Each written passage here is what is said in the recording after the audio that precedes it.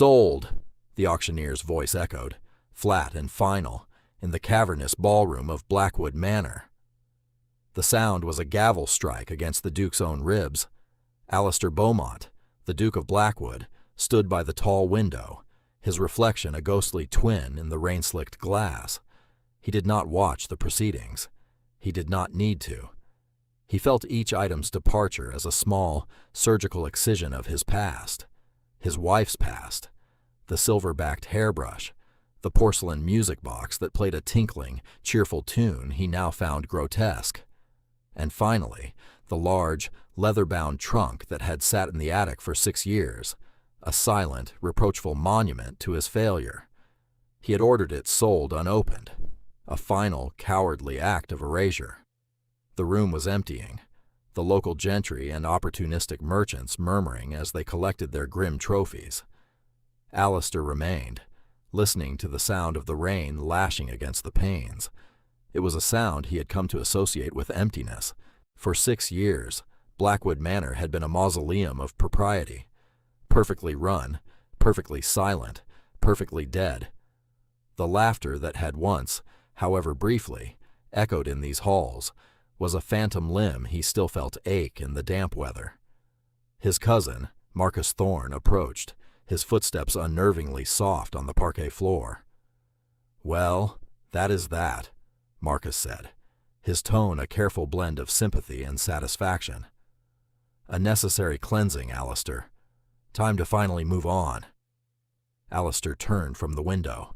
The fire in the grand hearth crackled, casting flickering light on Marcus's handsome, earnest face, the face he had trusted, the face that had presented him with irrefutable, damning proof of his wife's betrayal, forged letters that spoke of secret meetings, a paid stable hand's tearful confession, whispers of a clandestine lover.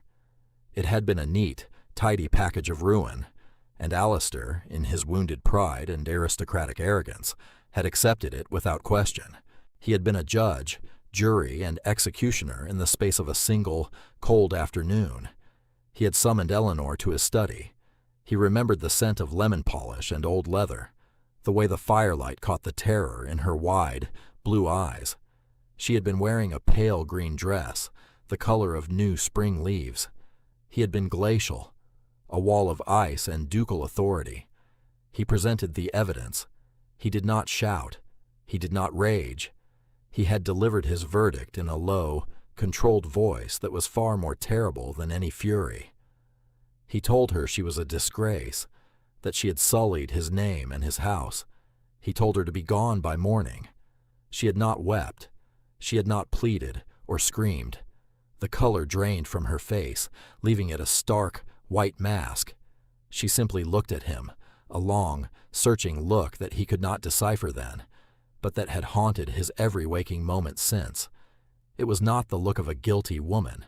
It was the look of someone watching a building collapse from the inside. Then she had nodded, a single sharp dip of her chin, and walked out. By morning, she was gone. She had taken nothing but a small satchel and the clothes she wore. The jewels he had given her lay in a glittering pile on her vanity. Her gowns hung in the wardrobe, like hollowed-out versions of her. And the large trunk, packed for a trip to the coast they were meant to take together, remained at the foot of her bed. He had ordered it moved to the attic, a tomb for a life that had ended. "Move on?" Alistair repeated, the words tasting like ash. "There is nowhere to move on to, Marcus. There is only this." He gestured to the empty, echoing room, the hollow grandeur, the suffocating silence. Marcus placed a comforting hand on his shoulder. "You will find a new duchess in time, someone more suitable, someone who understands the weight of your title." The implication was clear. Eleanor, the daughter of a minor baron, had been too gentle, too artistic, too full of quiet laughter for the grim business of being the Duchess of Blackwood. Alistair had believed that once. Now he was not so sure. Now the memory of her laughter was the only thing that felt real in this house of ghosts.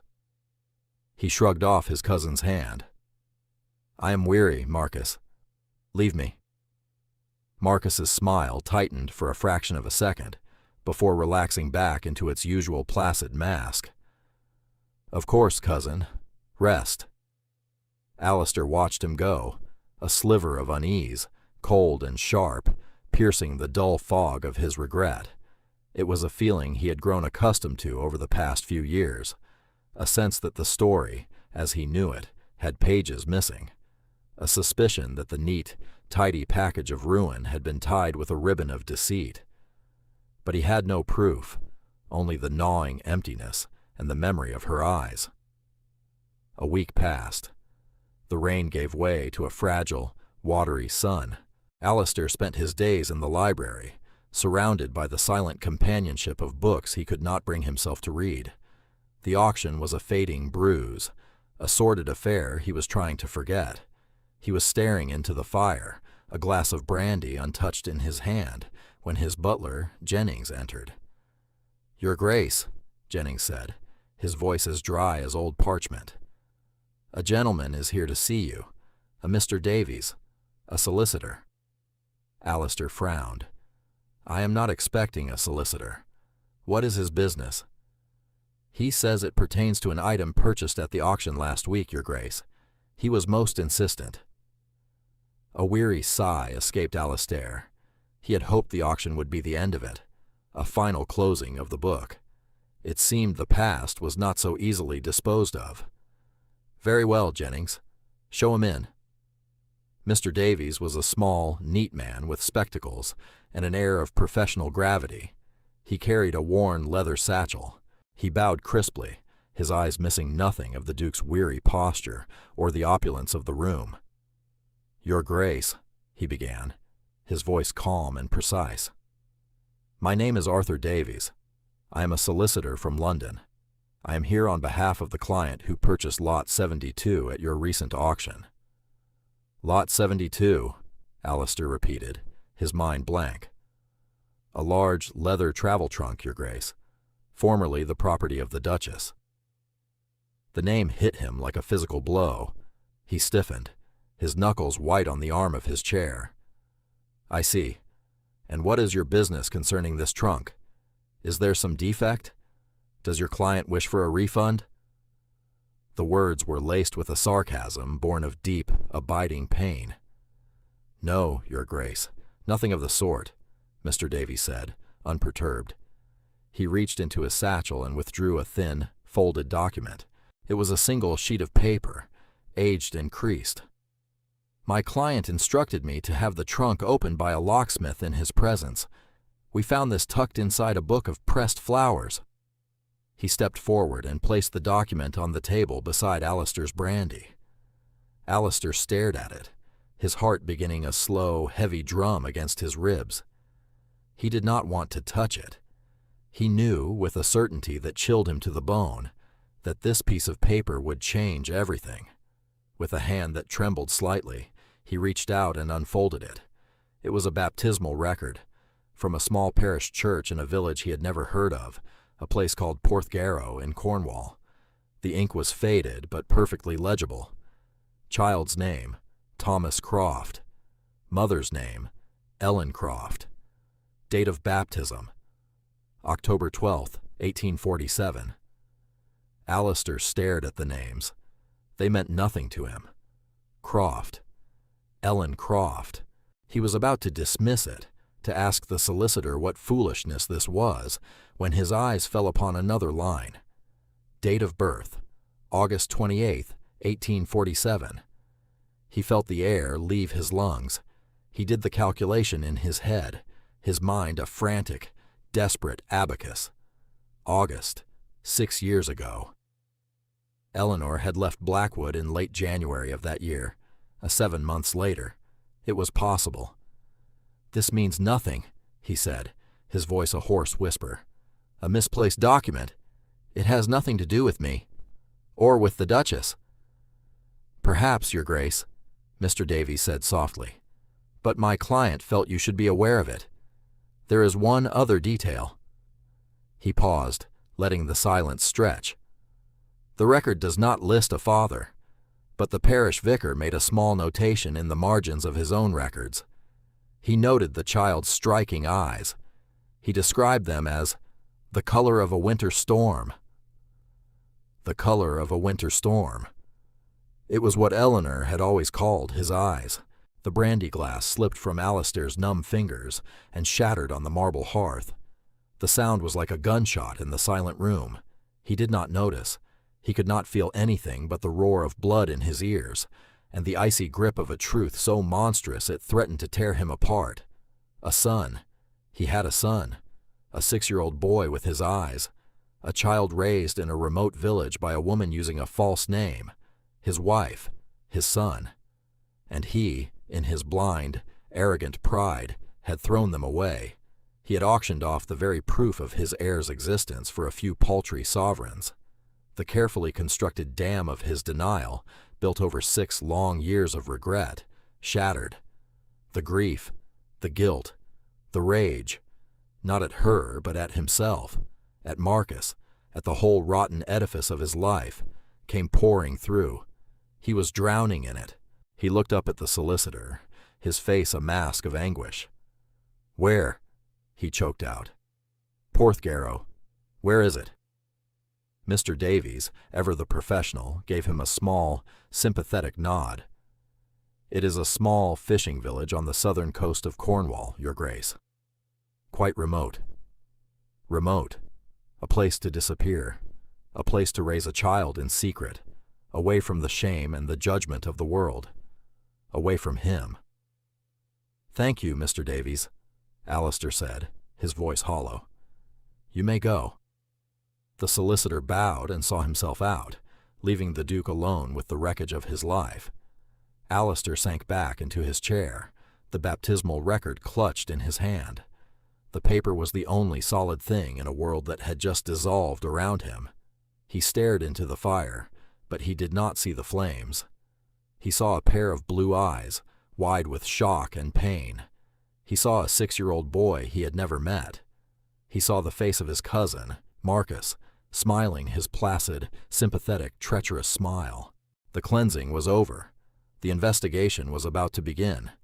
The journey to Cornwall was a penance. Alistair traveled not in his ducal carriage, with its coat of arms and liveried footmen, but in a plain, hired coach, with a single driver and no valet. He wanted no comfort. He deserved none. Each jolt of the rough roads, each sleepless night in a mediocre inn, was a small, inadequate payment on an insurmountable debt. He sent 2 letters before he left. The first was to a firm of investigators in London, men known for their discretion and their tenacity. Their instructions were simple. Investigate Marcus Thorne. Every aspect of his life, his finances, his associates. Find the stable hand who had testified against Eleanor. Find the forger who had penned the letters. Tear his cousin's life apart, piece by piece, until the truth was laid bare. The second letter was to his estate manager at Blackwood, instructing him to begin preparations. He did not specify what for.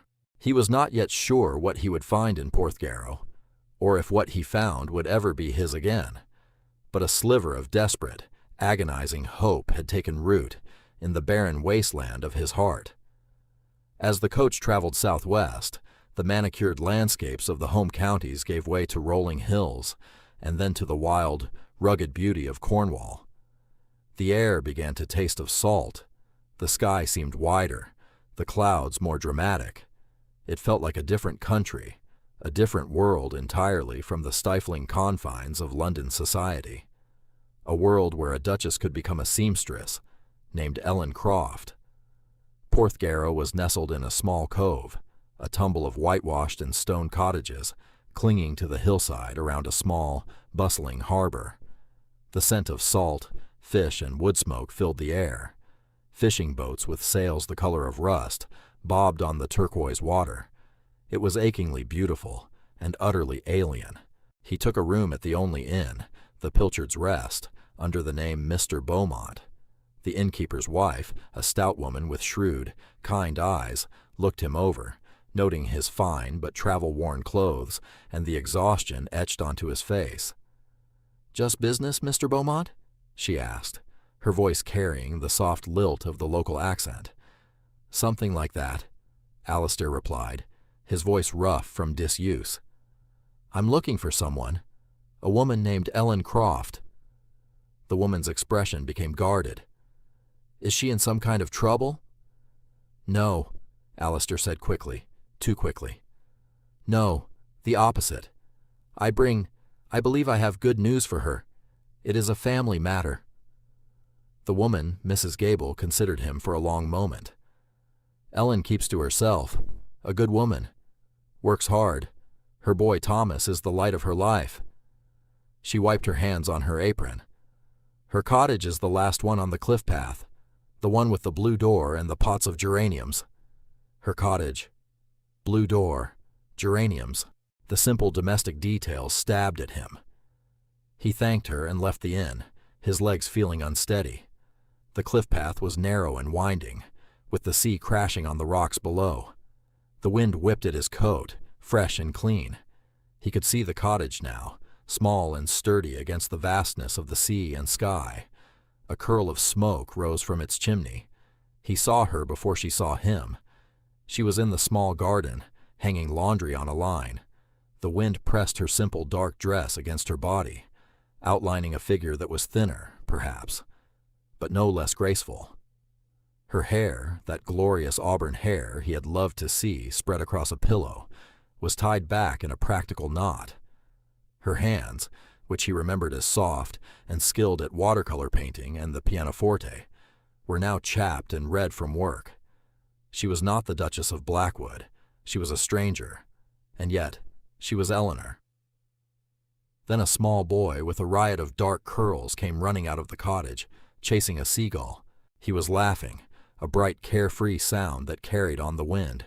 He stumbled and fell, and Eleanor turned, a look of immediate, fierce love on her face.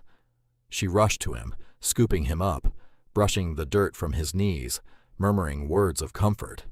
The boy looked up at her, and from 50 yards away, Alistair saw it. The boy tilted his head, a gesture so achingly familiar it made Alistair's breath catch. And then he saw his eyes.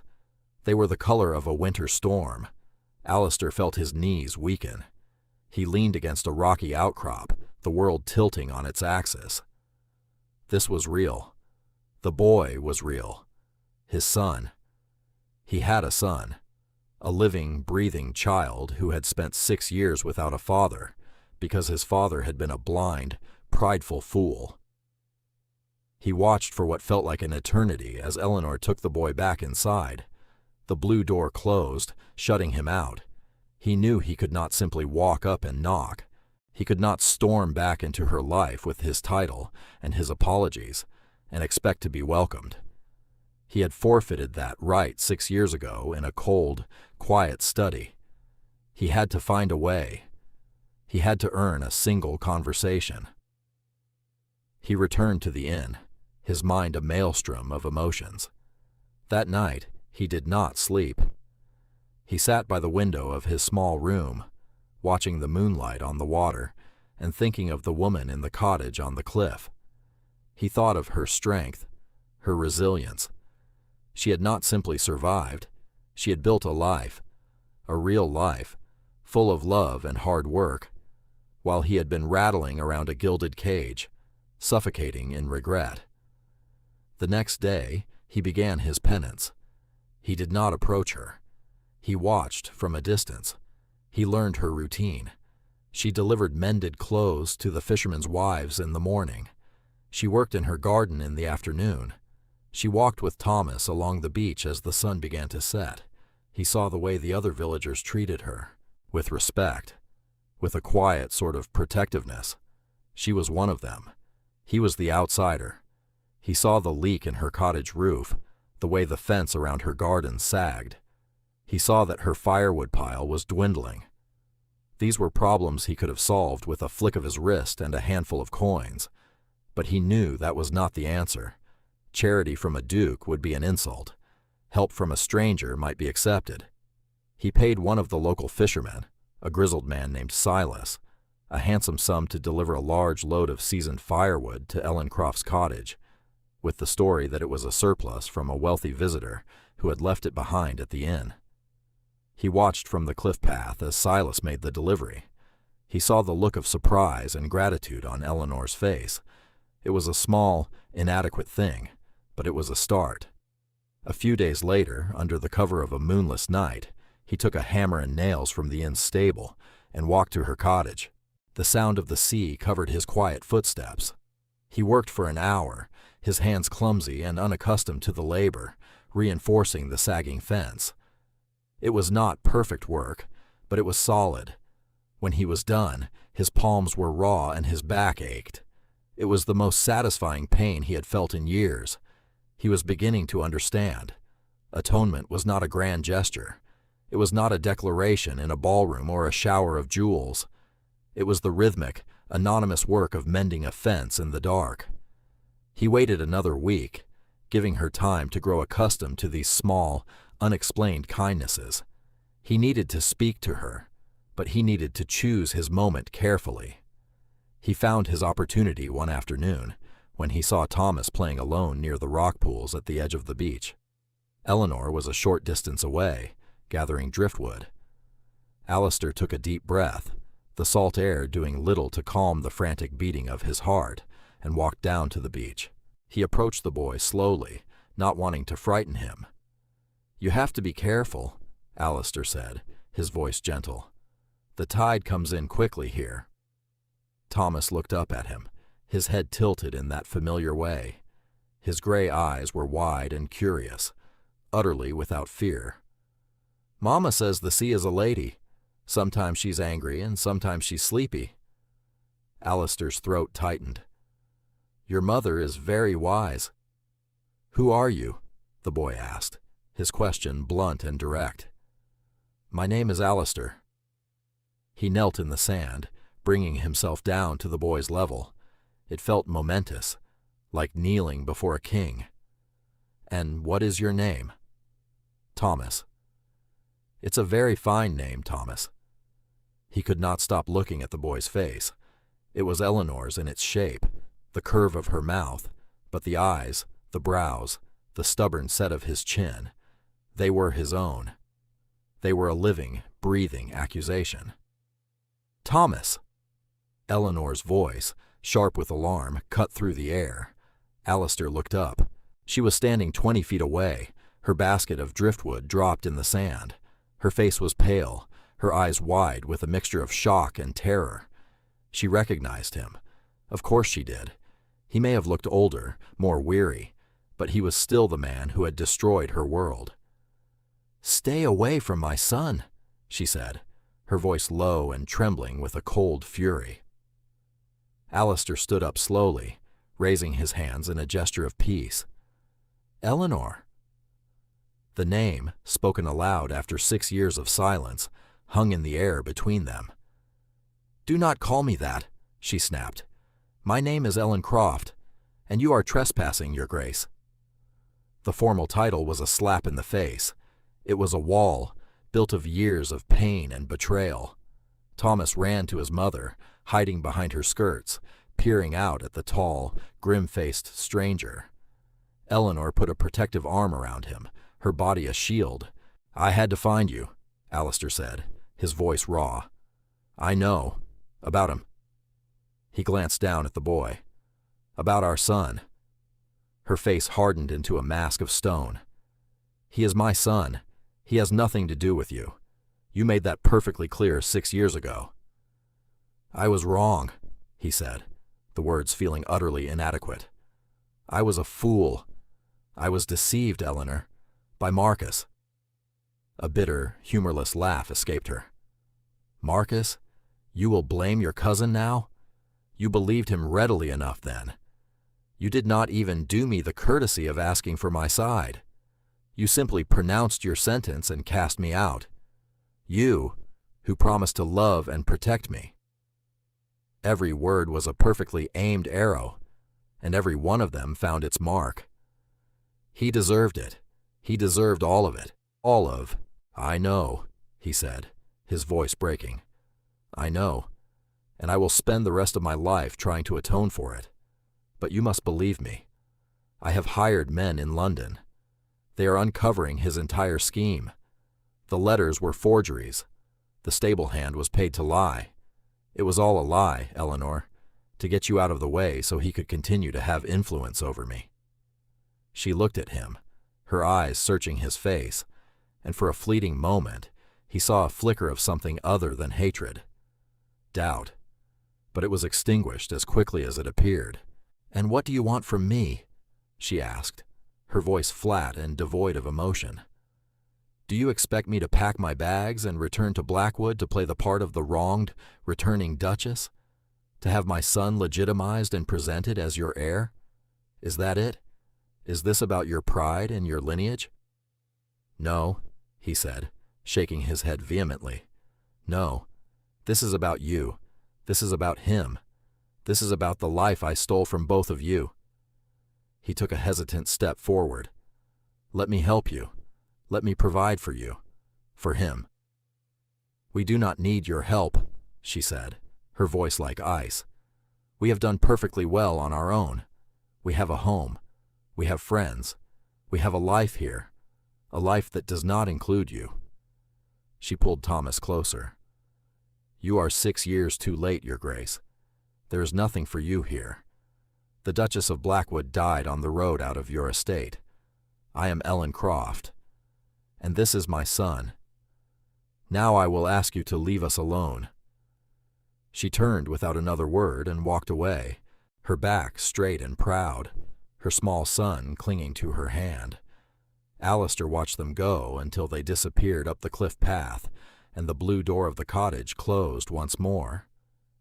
He was left alone on the beach, the tide creeping in around his boots. The wind felt colder now. Her rejection was absolute, her pain a fortress he could not breach. He had come here with some vague, foolish notion that the truth would be enough, that his apology would unlock the door to forgiveness. He had been wrong. The truth was not enough. Words were not enough. He looked at his hands, soft and uncalloused. He thought of the fence he had mended in the dark. It was the only true thing he had done in 6 years. He knew then that this was not the end. It was the beginning of a much longer, much harder journey. He would not leave Porthgarrow. He would stay. He would prove his words not with declarations, but with deeds. He would lay siege to her fortress of pain, not with power or wealth, but with patience, persistence, and penance. He would earn the right to speak her name again. Alistair did not leave. He remained at the Pilchard's Rest, a silent, brooding presence in the small village. His continued stay was a source of endless gossip. He was a wealthy Londoner nursing a broken heart, a government man surveying the coast, an artist seeking inspiration. No one guessed the truth.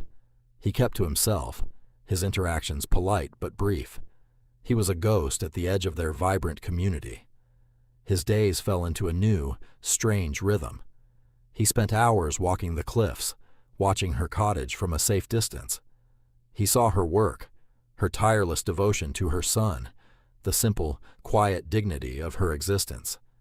He saw the life he had thrown away, and the woman she had become without him.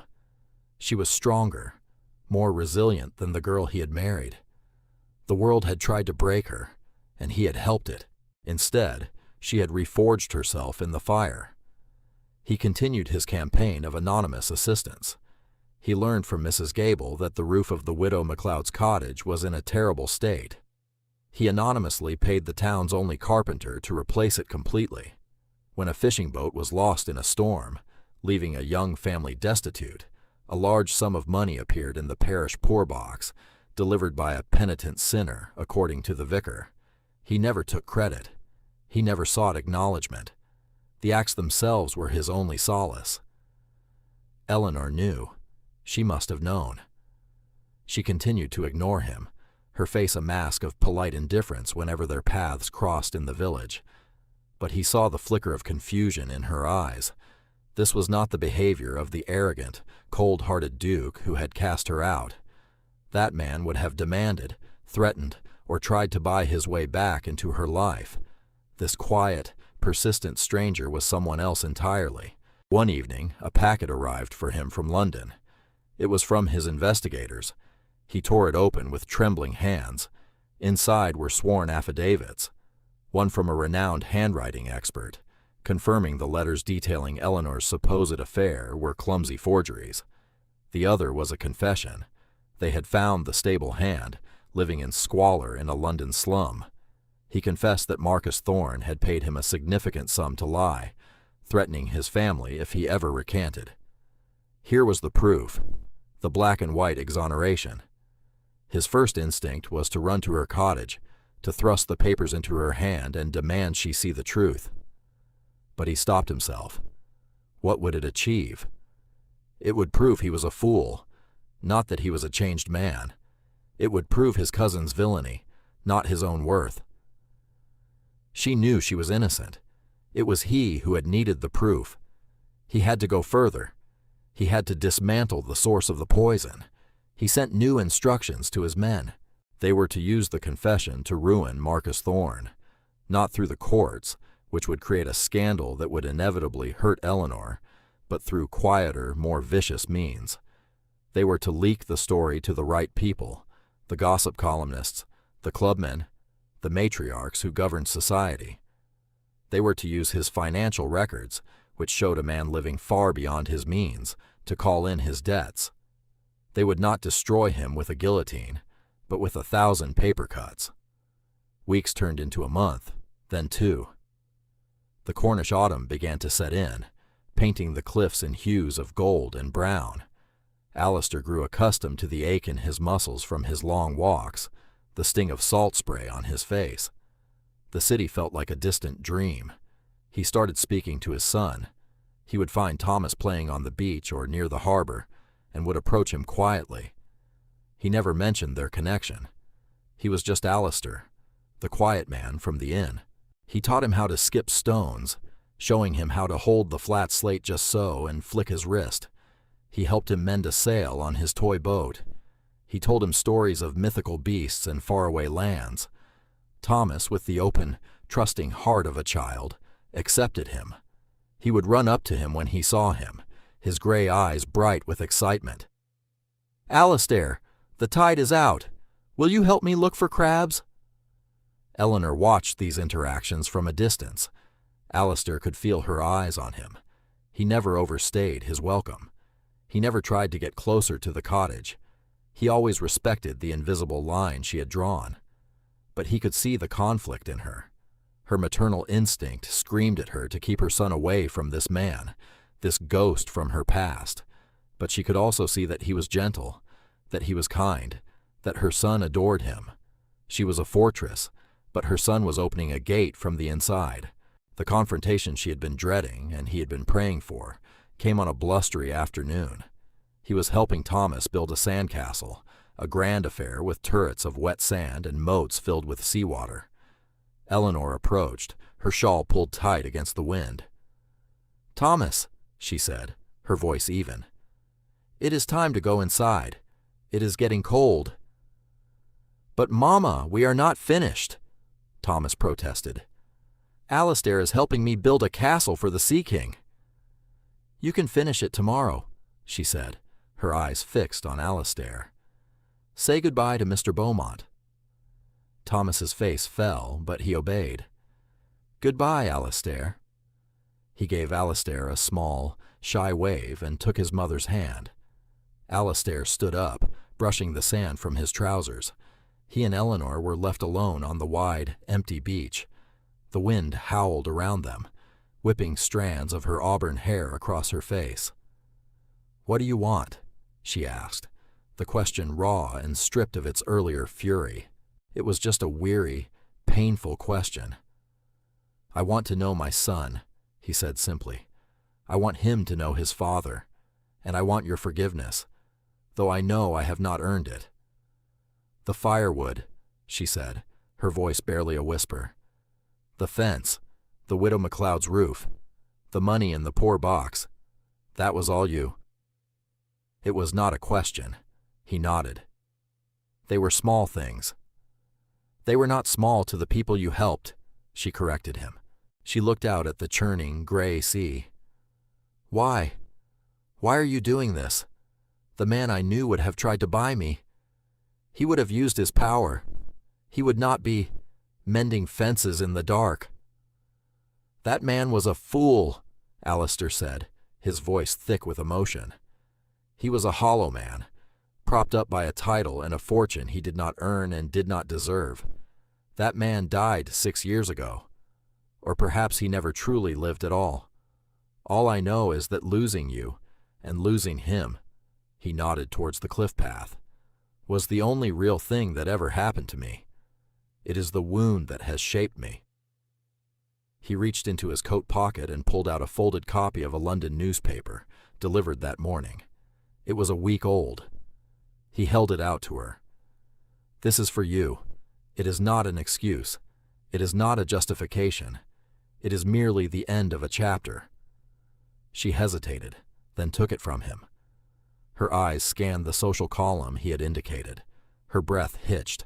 The article was written in the coded, vicious language of high society gossip. It spoke of a certain Mr. M.T., a well-known figure about town, who had been exposed in a most unsavory scheme of forgery and deceit against his own family. It detailed his spectacular financial ruin, his expulsion from his clubs, and his complete and utter social annihilation. He was, the paper concluded wryly, planning an extended, indefinite trip to the continent. He would never be received in London again. She folded the paper slowly, her knuckles white. She looked up at him, and for the first time, the stone in her eyes had cracks in it. She saw not the Duke of Blackwood, but a man ravaged by his own mistakes, desperately trying to put the pieces of his life back together. He is gone, Alistair said quietly. He can never hurt you again. I have made certain of that. She said nothing for a long time, the only sound the cry of the gulls and the crash of the waves. She was looking at him, truly looking at him, as if seeing him for the first time. Thomas has a cough, she said abruptly, changing the subject completely. It seems to be getting worse. It was not forgiveness. It was not an invitation. But it was not a dismissal either. It was a piece of information, a small, tentative offering, a test. I will fetch the doctor from St. Ives, he said immediately. I can have him here by morning. She looked at him, a complex, unreadable expression on her face. Then she gave a single, almost imperceptible nod. I will have a fire on. She turned and walked back to the cottage, leaving him alone once more on the darkening beach. But this time it was different. A sliver of light had appeared under the door of her fortress. It was not an opening, not yet, but it was hope, the hope of a fire in the hearth, waiting through a long, dark night. Alistair was true to his word. He rode through the night, the driving rain and biting wind a fitting penance. He returned just after dawn with the doctor, a kind, elderly man with a reassuring manner. They found Eleanor pale and exhausted, sitting by Thomas's small bed. The boy was feverish, his breathing shallow and ragged. The doctor's examination was swift and efficient. He diagnosed a severe inflammation of the lungs. It was serious, but treatable with care, steam, and constant watchfulness. He left medicines and instructions, promising to return in 2 days. When he was gone, a heavy silence fell in the small cottage. It was the first time Alistair had been inside. It was simple, clean, and filled with a warmth that had nothing to do with the fire in the hearth. There were shells on the mantelpiece, Thomas's clumsy drawings tacked to the wall, a basket of mending by a chair. It was a home, a real home, more so than his 40-room manor had ever been. You should get some rest, he said to Eleanor. I will watch him. She looked at him, her eyes shadowed with fatigue and worry. I am not leaving him. I am not asking you to, he said gently. Just rest in the chair. I will wake you if anything changes. I swear it. She hesitated, her pride warring with her bone-deep weariness. Exhaustion won. She sank into the armchair by the fire, pulling a quilt around her shoulders. She did not sleep, not at first, but she closed her eyes. For the next 2 days and nights, they kept vigil together. They moved around each other in the small space with a quiet, unspoken rhythm. He kept the fire going and boiled water for steam. She administered the medicines and coaxed sips of broth into their son. They barely spoke, but the silence was not empty. It was filled with the shared, primal purpose of caring for their child. In the long hours of the night, Alistair watched her as she dozed fitfully in the chair. He saw the lines of worry etched around her eyes, the strength in the set of her jaw, even in sleep. The love he had felt for the young, innocent girl he had married was a pale shadow compared to the overwhelming respect and admiration he felt for this woman. She was magnificent. He had nearly destroyed her, and she had risen from the ashes, stronger and more beautiful than before. On the third morning, the fever broke.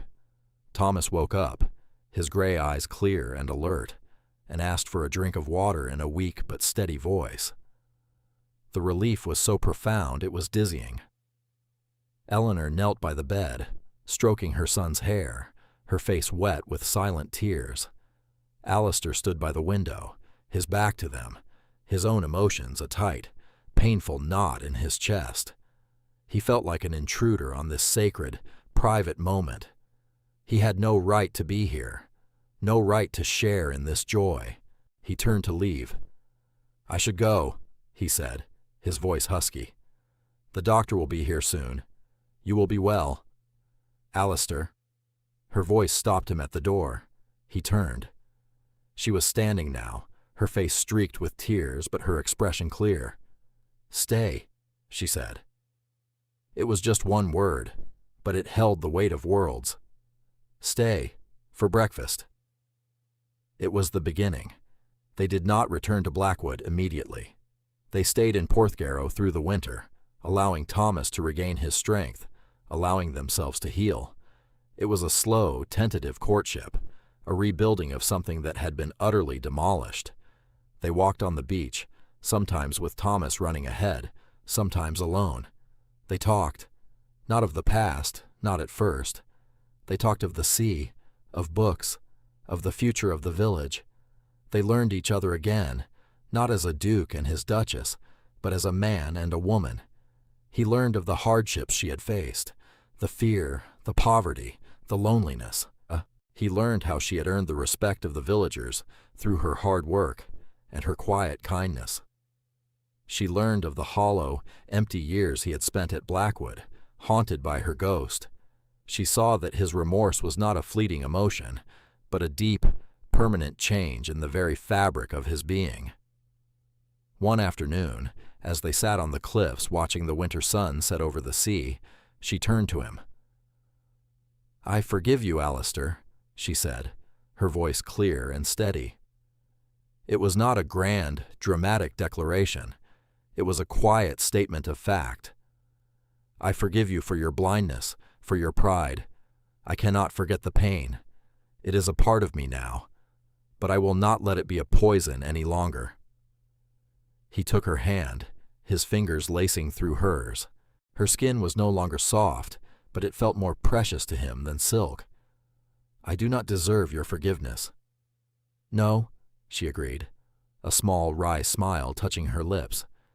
"You do not, which is why it is a gift. But it is a gift you must continue to earn every day." "I will," he vowed, "for the rest of my life." They returned to Blackwood in the spring. The journey was nothing like her desperate flight 6 years earlier. They traveled together as a family. When the grand, imposing facade of the manor came into view, Eleanor felt a tremor of her old fear, but Alistair squeezed her hand. "This is not a cage anymore," he said. "It is our home, and we will make it whatever we want it to be." Blackwood was transformed. The heavy, dark drapes were taken down, replaced with light fabrics that let the sun stream in. The oppressive silence was broken by the sound of a child's laughter, echoing down the long corridors. Eleanor was not a duchess who hosted stuffy, formal dinners. She was a partner in running the estate. She took a keen interest in the welfare of the tenants, establishing a school for the children and ensuring the cottages were warm and dry. She used her position not as a symbol of status, but as a tool for good. Alistair, for his part, ceded power to her willingly. He found he had no taste for London politics or society. His world was here, within these walls, with his wife and son. He had been a duke his entire life, but he was only now learning to be a man. One warm summer evening, nearly a year after their return, Alistair found Eleanor in the walled garden. It was a place she had once avoided, a place of formal, rigid flower beds and oppressive stillness. Now it was a riot of color and life, with wildflowers growing alongside prize-winning roses. Thomas was chasing butterflies near a fountain, his laughter bright in the evening air. Eleanor was standing by a bed of lavender, her face turned up to the setting sun. She was wearing a simple blue dress, the color of a summer sky. She looked peaceful. She looked happy.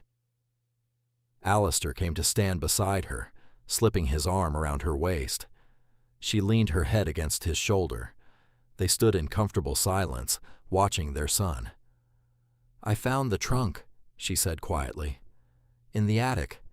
Jennings told me you had kept it." "I could not part with it," he confessed. "Even when I thought I hated you, I could not let it go." "It is strange," she mused, "that our new life began with an auction of our old one, that the proof of our son was hidden in a book of pressed flowers." She turned to look at him, her blue eyes full of a deep, abiding love that he knew he had finally, painstakingly earned. "This house was never a home until you returned to it. Not as its duke, Alistair. As its heart." He bent his head and kissed her. It was not a kiss of desperate passion or frantic relief. It was a kiss of quiet certainty, of peace found after a long and brutal war. The gilded cage was gone, its bars melted down and reforged into the foundations of a true and lasting home. He held his wife, his resilient survivor, as their son's laughter filled the warm evening air, a sound more precious than any ducal title, the real and lasting treasure of Blackwood Manor.